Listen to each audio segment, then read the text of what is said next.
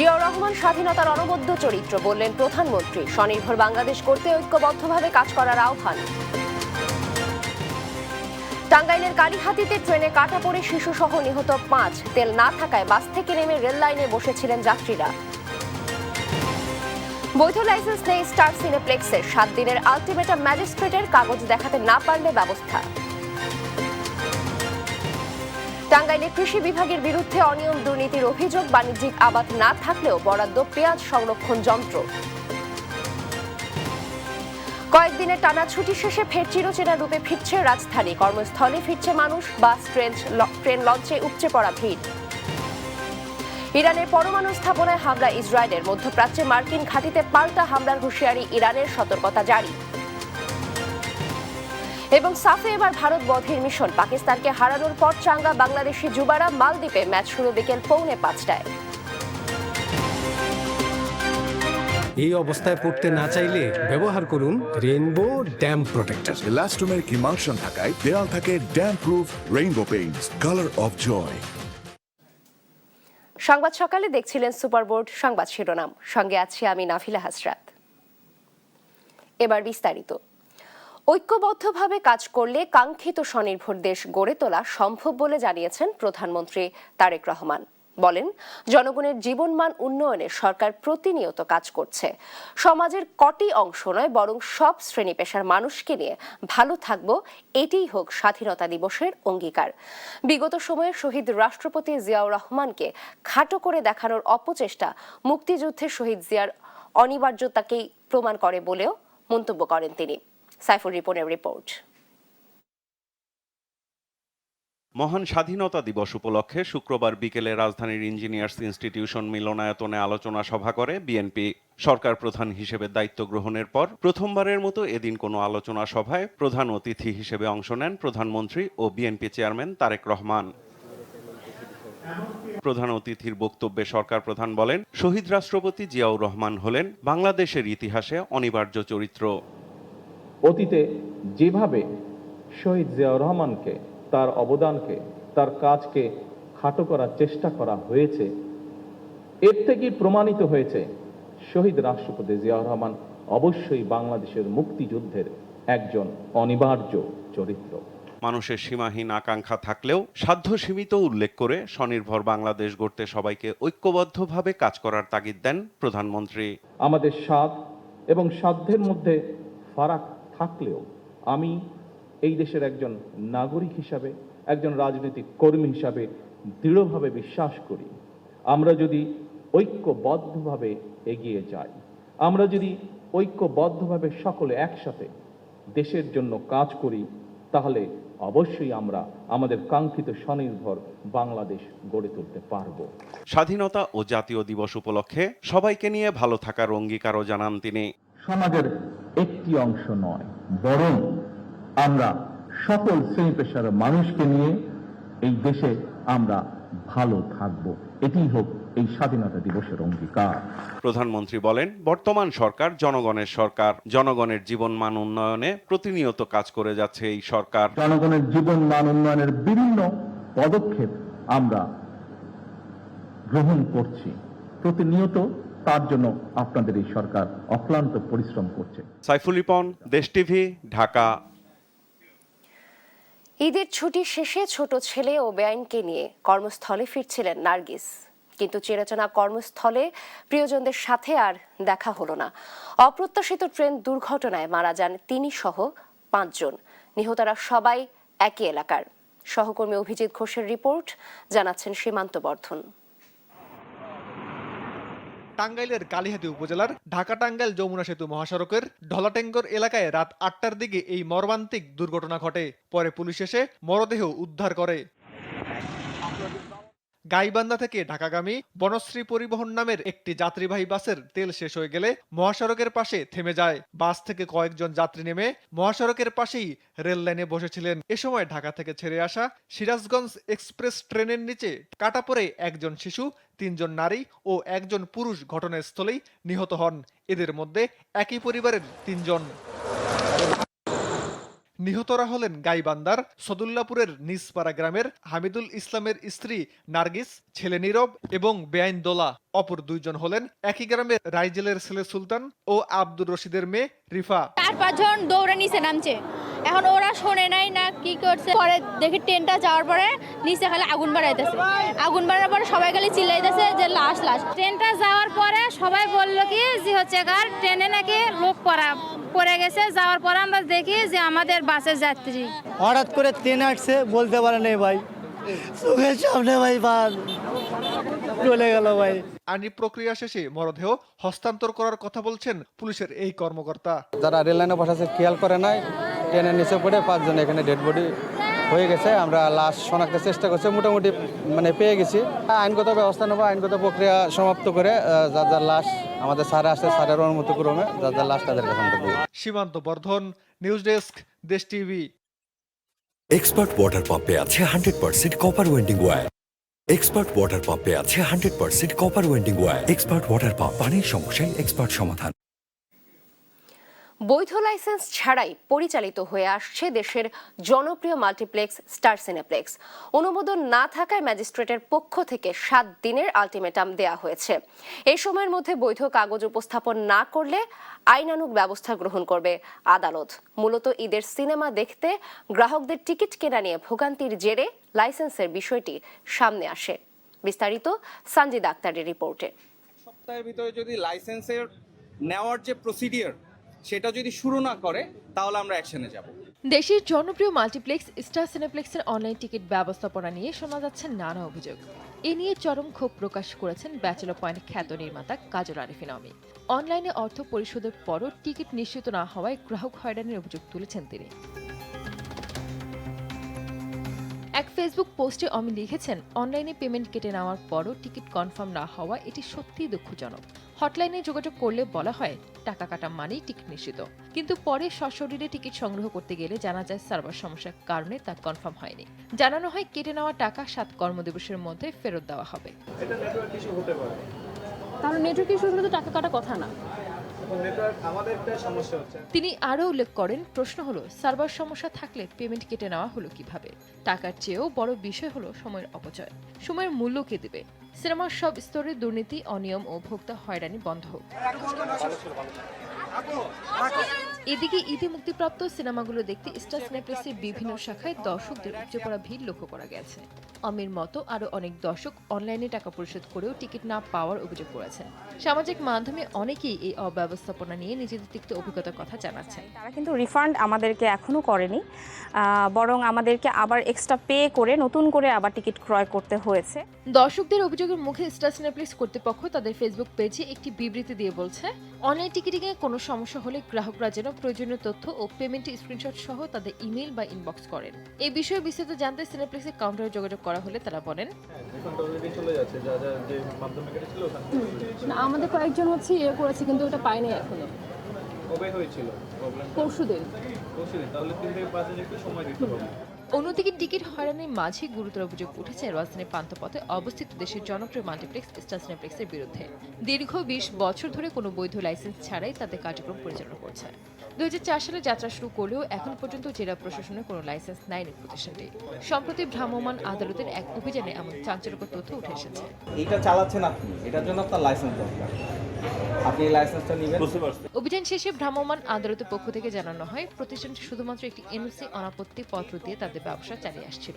ওনাদের এনওসি নেওয়া আছে তাও 2004 সালে, কিন্তু ওনারা কোনো লাইসেন্স দেন নাই। ওনারা যে স্টার সিনেপ্লেক্স চালাচ্ছেন এটার কোনো জায়গাতে মেনশন নাই যে show motion limited. Sanjit Akhtar, Desh TV. Movie দেখতে পাচ্ছেন না, এই ব্যাপারে আমরা।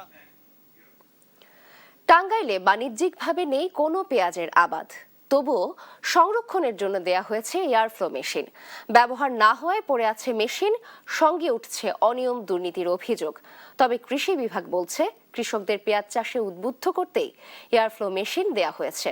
প্রণোদনা ও কৃষি যন্ত্রপাতি বিতরণ নিয়ে টাঙ্গাইল প্রতিনিধি অভিজিৎ ঘোষের 2 পর্বের প্রতিবেদনের আজ দেখুন প্রথম পর্ব।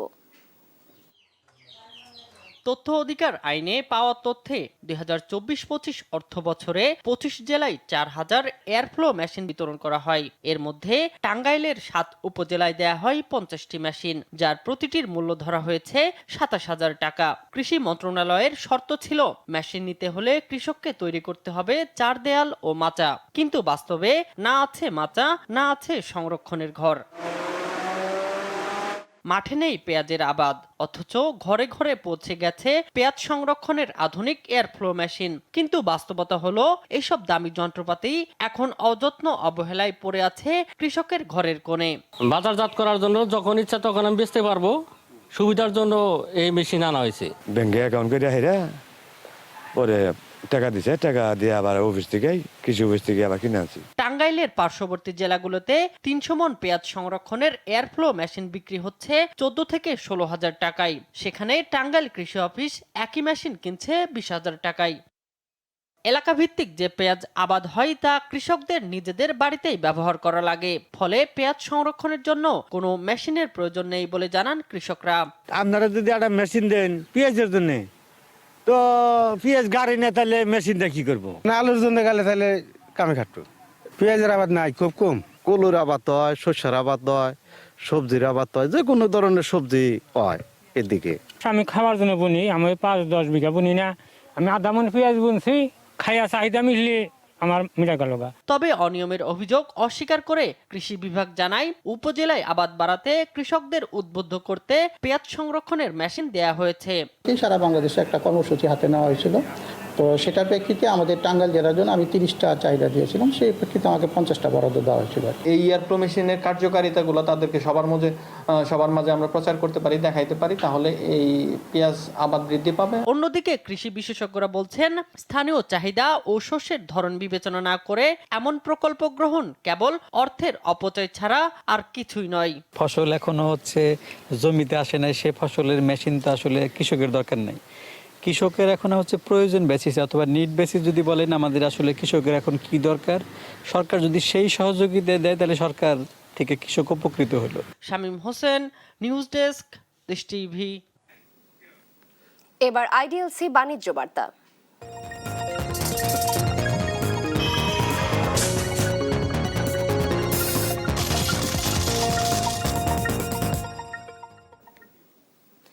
চলমান বৈশ্বিক যুদ্ধ পরিস্থিতির নেতিবাচক প্রভাবে দেশের বিভিন্ন এলাকায় তীব্র জ্বালানি সংকট দেখা দিয়েছে। এ নিয়ে আরো জানাতে নওগাঁ থেকে সরাসরি যুক্ত হচ্ছেন সহকর্মী কাজী কামাল হোসেন এবং সিরাজগঞ্জ থেকে সহকর্মী রাজ্জাক রাজ। প্রথমে চলে যাচ্ছি নওগাঁ।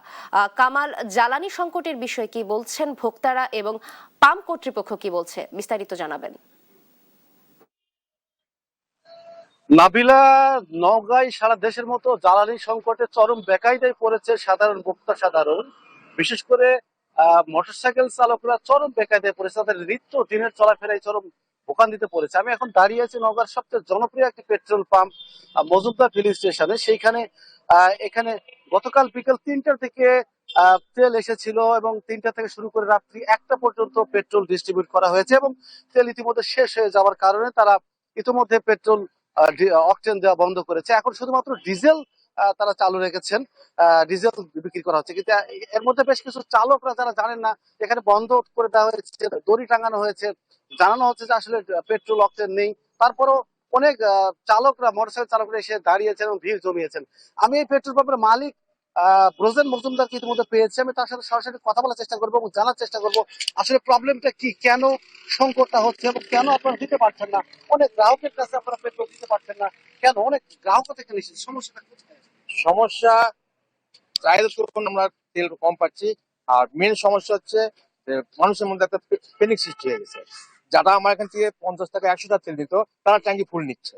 এবং আমি এমনও দেখেছি যে লাইনে দাঁড়াচ্ছে, 1 ঘন্টা লাইনে দাঁড়াচ্ছে, তার ওখানে 100 টাকা তেল ঢুকে না, তারপর সে লাইনে দাঁড়ায় আছে।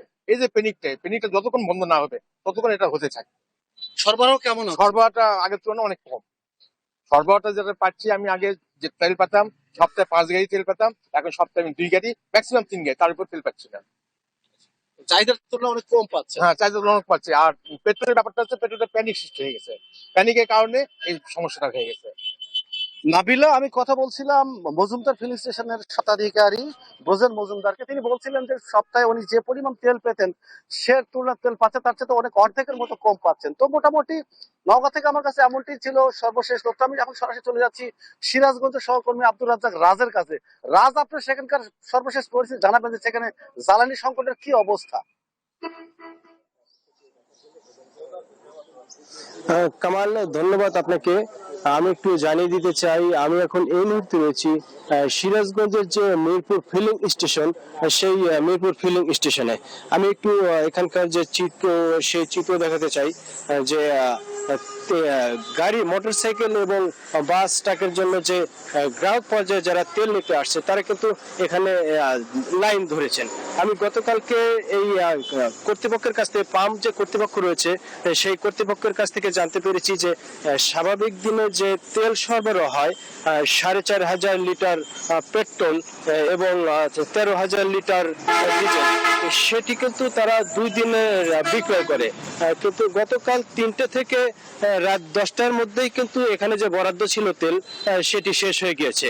তো আমি একটু এখানে যে তেল নিতে আসা একজনের কাছে কথা বলতে চাইবো যে আসলে আপনি তেল নিতে এসেছেন এবং কি পাচ্ছেন এখানে, চিত্র কি পাচ্ছেন? আসলে আমি এখানে তেল নিতে এসে তেলের কোনো, এখানে লেখা আছে তেল নেই, অথচ শুনলাম গতকালও 4,500 লিটার তেল এখানে বরাদ্দ ছিল।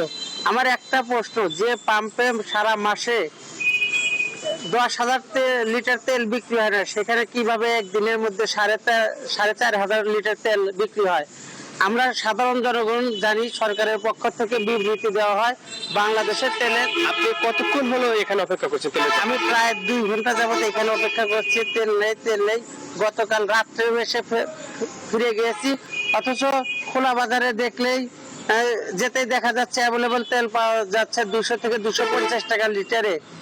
আমার একটাই প্রশ্ন, যেখানে পাম্পে তেল নেই সেখানে খোলা বাজারে তেল কিভাবে আসে? আমরা সাধারণ জনগণ অনেক ভোগান্তির শিকার হচ্ছি। সরকারের পক্ষ থেকে বিবৃতি দেওয়া হচ্ছে যে বাংলাদেশে তেলের পর্যাপ্ত মজুদ আছে, অথচ এই চোরদের কারণে, তেল সিন্ডিকেট কালোবাজারিদের কারণে সাধারণ মানুষের পকেট ফাঁকা হয়ে যাচ্ছে।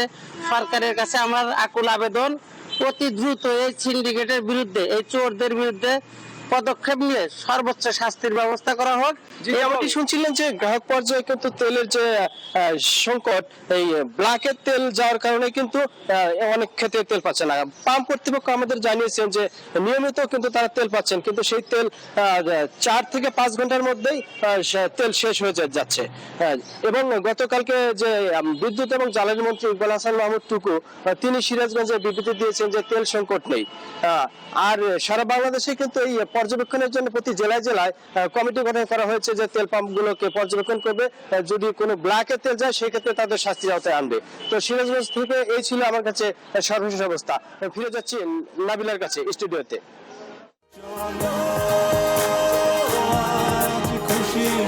40 বছর ধরে অসংখ্য খুশির মিছিলে ছিল আইডিএলসি, থাকবে আগামীতেও।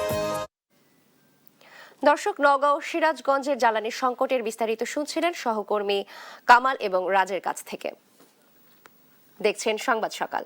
স্কিন কোটেড ইনসুলেশন আগুন প্রতিরোধী, তাই ড্রিম হাউস স্কুল প্রজেক্ট হোক বা লাইফ প্রজেক্ট, সব রাখে সর্বাধিক নিরাপত্তায় সব সময়। বিজলি কেবলস, নিরাপদ আজীবন।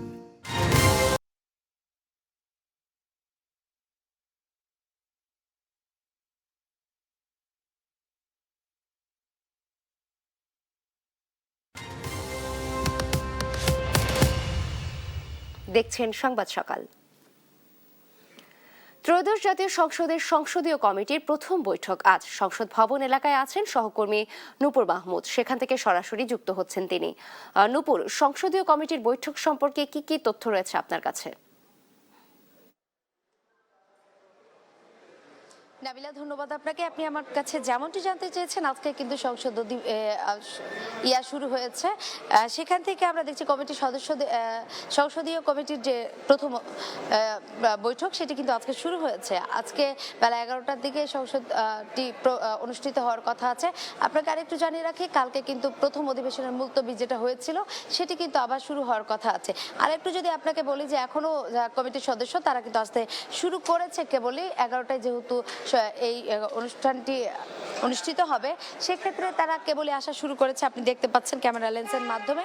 আসলে এখন পর্যন্ত যেটি আমরা জানতে পেরেছি যে ত্রয়োদশ জাতীয় সংসদের যে কার্যক্রম আছে এটিকে গতিশীল করতে এবং আরও যে অনুষ্ঠিত হতে যাচ্ছে গুরুত্বপূর্ণ দুইটি বৈঠক, এটি নিয়ে কিন্তু আলোচনা ছিল। এটি আমরা কিন্তু দেখতে পাচ্ছি যে কালকে থেকেই কিন্তু শুরু হয়ে যাবে আবার মুলতবি হওয়া সেই বৈঠকটি বা সংসদীয় আসনের যে অধিবেশন সেটি। তো আপনাকে যদি আরেকটু বলি যে আজকে দিনের কার্যক্রম যে শুরু হবে সেটি সংসদীয় কমিটির প্রথম বৈঠকের মাধ্যমে শুরু হবে। এটি বেলা 11টার দিকেই হবে। আর আরও কিছু বিষয় নিয়ে কিন্তু কথা হওয়ার কথা আছে, এটি কিন্তু আমরা ইতিমধ্যে জানতে পেরেছি। যেমন নতুন সদস্যদের অধীনে এটি প্রথম কমিটি বৈঠক হওয়ায় এতে বিভিন্ন গুরুত্বপূর্ণ বিষয়ে দিক নির্দেশনা আসার কথা আছে বলেও কিন্তু আমরা ইতিমধ্যে জানতে পেরেছি। আপনাকে যদি আরেকটু বিষয় জানিয়ে রাখি যে বিকেল 4টায় অনুষ্ঠিত হবে সরকার দলীয় সংসদ সদস্যদের পৃথক একটি বৈঠক। আর এখানে সংসদ ভবনের সরকার দলীয় সভাকক্ষে এই সভাটি অনুষ্ঠিত হবে। আসলে নাবিলা, সব মিলিয়ে আজকে যে বৈঠকটি হবে এটি আসলে গুরুত্বপূর্ণ এবং সেটি থেকে আমরা জানতে পারবো আসলে কি কি দিক নির্দেশনা আসছে এবং কি কি বিষয় নিয়ে আলোচনা হতে পারে। আসলে এটি আসলে দেখার অপেক্ষায় আমরা থাকলাম। এই পর্যন্ত আপনাকে যদি বলি যে এখন পর্যন্ত সংসদ ভবন থেকে এই ছিল আমার কাছে সর্বশেষ পরিস্থিতি। পরবর্তীতে আপনার সাথে যুক্ত হয়ে আবার জানাতে পারবো আসলে কি কি দিক নির্দেশনা আসছে, সে অপেক্ষায় আমরা। নূপুর, ধন্যবাদ আপনাকে। দর্শক, আপনারা শুনছিলেন সংসদীয় কমিটির বৈঠকের বিস্তারিত জানাচ্ছিলেন আমাদের সহকর্মী। টানা কয়েকদিনের ছুটি শেষে আবারও চিরচেনা রূপে ফিরছে রাজধানী ঢাকা। স্বাধীনতা দিবস ও ঈদের লম্বা ছুটি কাটিয়ে নারীর টান ভুলে জীবিকার তাগিদে কর্মস্থলে ফিরছেন সাধারণ মানুষ। সদরঘাট লঞ্চ টার্মিনালে আজ সকাল থেকেই ছিল ঘরমুখ মানুষের উপচে পড়া ভিড়। যান্ত্রিক শহরে ফেরার ক্লান্তি থাকলেও স্বজনদের সঙ্গে কাটানো আনন্দের স্মৃতি এখন তাদের বড় পুঁজি। ফজলে আদিত্যর রিপোর্ট, জানাচ্ছেন আশিকুল আলম। বুড়িগঙ্গার বুকে একের পর এক ভিড়ছে বিশাল আকারের সব লঞ্চ। পন্টুনে পা রাখতেই যেন শুরু হয় যান্ত্রিক শহরের দৌড়ঝাঁপ। টানা কয়েকদিনের ছুটি শেষে ইট পাথরের এই নগরীতে ফিরতে শুরু করেছে মানুষ। স্বাধীনতা দিবস আর ঈদের ছুটি মিলে এবার অনেকেই কাটিয়েছে লম্বা ছুটি। চোখে মুখে ক্লান্তি থাকলেও আপনজনদের সাথে কাটানো সময়ের তৃপ্তি যেন ছাপিয়ে যাচ্ছে সবটুকুকে। আমাদের যাইতে কোনো সমস্যা নেই, আসতে কোনো সমস্যা নেই। ভোলা থেকে আসছে, ভোলা থেকে ওইভাবে আমাদের অ্যাভেলেবেল লঞ্চ, তো ঘন্টা ঘন্টা লঞ্চ, আমাদের ভোগান্তি তেমন একটা হয় না। ছুটিটাও সবচেয়ে লং পেলাম, সবকিছু মিলে অসাধারণ। আসতেই মনে চায় না গ্রাম থেকে। তবে ফেরার পথে ভোগান্তি পিছু ছাড়েনি অনেকেরই। সদরঘাটে লঞ্চের সংখ্যা পর্যাপ্ত থাকলেও ধারণ ক্ষমতার অতিরিক্ত যাত্রী বহনের অভিযোগ করছেন কেউ কেউ। হ্যাঁ, একটু ভোগান্তি পোহাইতে হয়েছে, অনেক যাত্রী হয়েছে। এবার সাইনবোর্ডে লেখা আছে আপনার 539 জন যাত্রী নিতে পারবে। ইভেন আমার কাছে ছবিও তুলে রাখছি, কিন্তু সেইখানে দেখা গেছে যে আপনার যাত্রী নেওয়া হয়েছে 1500 থেকে 2000 যাত্রী। ছুটির রেশ কাটিয়ে আবারও সচল হতে শুরু করেছে রাজধানীর রাজপথ। তবে প্রিয়জনদের সাথে কাটানো এই কয়েকটা দিনই আগামী দিনের কাজের অনুপ্রেরণা হয়ে থাকে এসব কর্মজীবী মানুষের কাছে। আশিকুল আলম, দেশ টিভি, ঢাকা। দেখছেন সংবাদ সকাল। আরএফএল SWR পাইপই মাপে যা বলে তাই দেয়। RFL SWR pipe and fittings.